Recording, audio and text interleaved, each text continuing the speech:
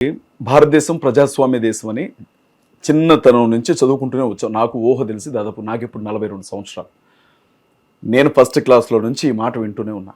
ప్రజాస్వామ్య దేశం అంటే ఇది రాచరిక పాలన కింద లేదు.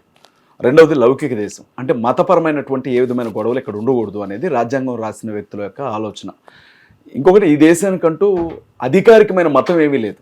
ఒక మతం దీనికి అధికారికమైంది, మిగిలిన మతాలు పక్కన ఉండాలి, సైలెంట్గా ఉండాలి అని చెప్పడానికి ఏం లేదు. ఇది భిన్నత్వంలో ఏకత్వం ఉన్న దేశం.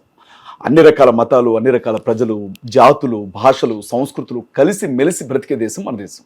ఇక్కడ సుప్రీంకోర్టు ఇద్దరు జడ్జిలున్న సింహాసనం కాబట్టి ద్విసభ్య సింహాసనం అంటారు దాన్ని. ఓకే, ధర్మాసనం, సింహాసనం కాదు.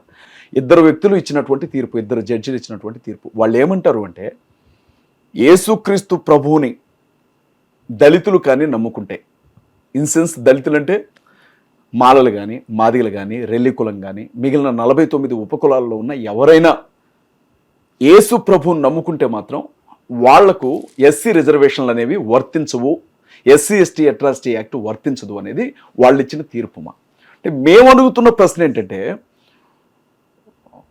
ఒక బీసీ యేసుక్రీస్తు ప్రభువుని నమ్ముకున్న తర్వాత కూడా అతను బీసీ కులంలోనే ఉంటున్నాడు, అతని విశ్వాసం మాత్రమే మారుతుంది. రైట్.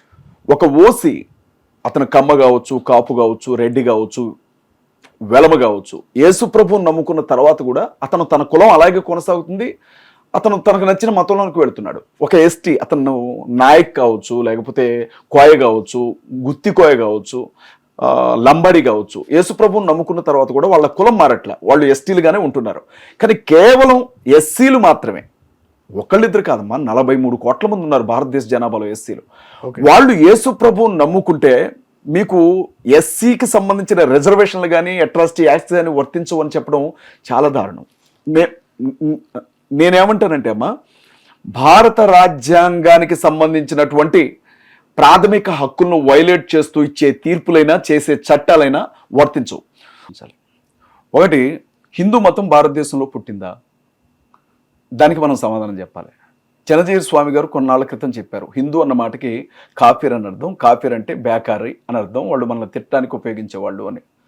సరే, అందరూ కూడా కోపడ్డారు. రీసెంట్గా మోహన్ భగవత్ గారు, రాష్ట్రీయ స్వయం సేవక సంఘ్ RSS చీఫ్, ఆయన అన్నారు, ఏమన్నారంటే, హిందూ అనే పదం మనది కాదు, అసలు అది విదేశాల నుంచి మనం తెచ్చుకున్నటువంటి పదం అన్నారు. ఆ పదమే మనది కానప్పుడు మన మతం హిందూ మతం ఎట్లయితుంది? మొదటి ప్రశ్న. ఈరోజు హిందూ మతంగా పిలువబడుతున్నటువంటి మతాన్ని స్థాపించినటువంటి వ్యక్తులు బ్రాహ్మణులు. ఓకే, అందుకే ఏమంటారంటే దైవం మంత్రాధీనం, అంటే సర్వసృష్టి దైవాధీనం అంట. ఓకే, దైవం మంత్రాధీనం అంట, మంత్రం బ్రాహ్మణాధీనం అంటారు. దాని అర్థం సృష్టి మొత్తం దేవుని చేతుల్లో ఉంటే, దేవుడు మాత్రం మంత్రం చేతుల్లో ఉంటే, మంత్రం మాత్రం బ్రాహ్మణుడి చేతుల్లో ఉంటుంది అని అంటారు. ఓకే, అందుకే తెలిసిన వాళ్ళు ఏమంటారంటే, ఇప్పుడు మందకృష్ణ మాదిగ గారు కావచ్చు, విశారదన్ గారు కావచ్చు, అంబేద్కర్ గారు కావచ్చు, ఏమనేవాళ్ళు అంటే, ఇది హిందూ మతం కాదు, ఇది బ్రాహ్మణ మతం అనేవాళ్ళు. పోనీ బ్రాహ్మణ మతం ఏమన్నా భారతదేశంలో పుట్టిందా? భారతదేశంలో పుట్టింది కాదు. ఇరాన్, ఇరాక్ అనే ప్రాంతాల నుంచి క్రీస్తు పూర్వం ఇక్కడికి వాళ్ళు వలస వచ్చారు ఆ మతాన్ని తీసుకొని. చాలా మంది ఉస్మానియా యూనివర్సిటీ, కాకతీయ యూనివర్సిటీకి సంబంధించిన PhD స్కాలర్స్ దాని మీద PhDలు చేశారు. ఆర్యులు ఈ దేశానికి వలస వచ్చారు, వాళ్ళు తీసుకొచ్చిన మతం అది. మరి క్రిస్టియానిటీ మన దేశంలో పుట్ల, మరి బ్రాహ్మణ మతం మన దేశంలో పుట్టిందా? ఇది ఇరాన్, ఇరాక్ నుంచి వచ్చింది. చారిత్రక ఆధారాలు. ఓకే, మనం అందరం 9 నెలలు అమ్మ కడుపులో ఉంటాం, ఒక రోజు అటు ఇటు, అంతే కదా. మరి రాముడు 12 నెలలు ఉన్నాడు. అదేందా? సో రాముడు దైవం అని నిరూపించబడిన సత్యం. దాని రుజువు ఎక్కడో లేదు, హైదరాబాద్లోనే ఉంది. ఎక్కడ? గోల్కొండ. రామదాస్ గారిని బంధించారు కదా, చెరసాల కూడా అక్కడే ఉంది, గోల్కొండ. మరి రాముడు వచ్చాడు కదా, డబ్బులు కట్టాడు కదా, ఇప్పటికీ రామ్ మాటలు ఉన్నాయి కదా.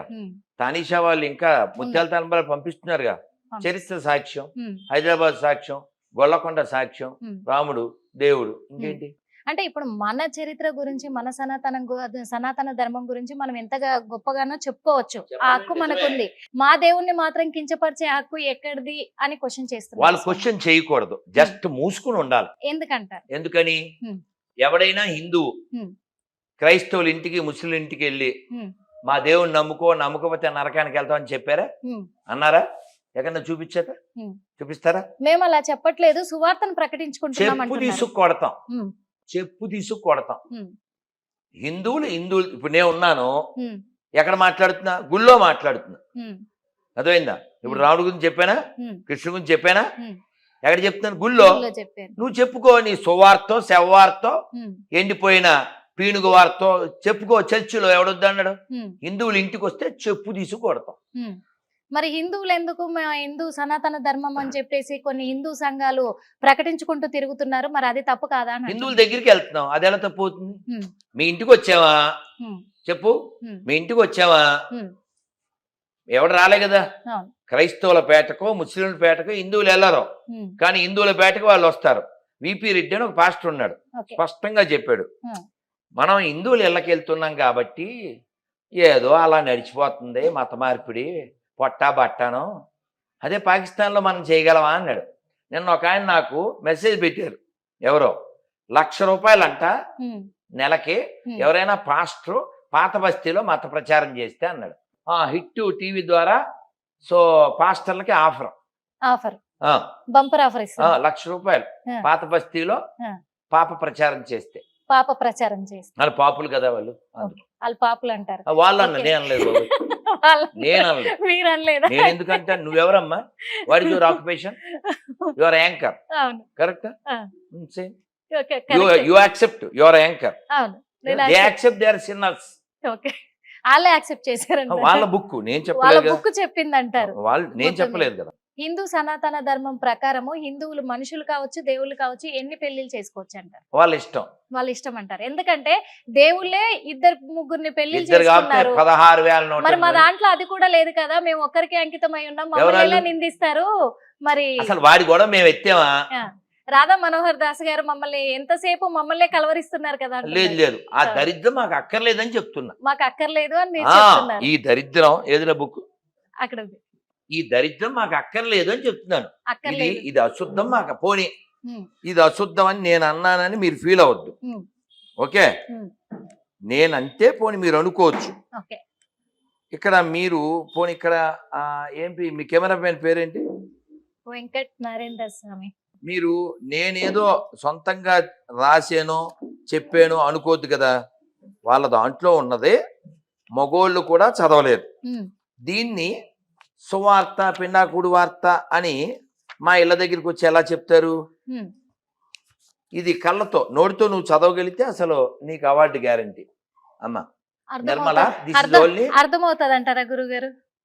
దిక్కుమాలిన భాషే, దిక్కుమాలిన పుస్తకం చదువు, చూద్దాం. పైకి చదువు, ఓ చోట నువ్వు ఆగిపోతావు. ఇది లాస్ట్ టైం లో కూడా నేను చదివాను గురువు గారు. చచ్చినట్టు ఒకసారి తిరగేయమ్మా.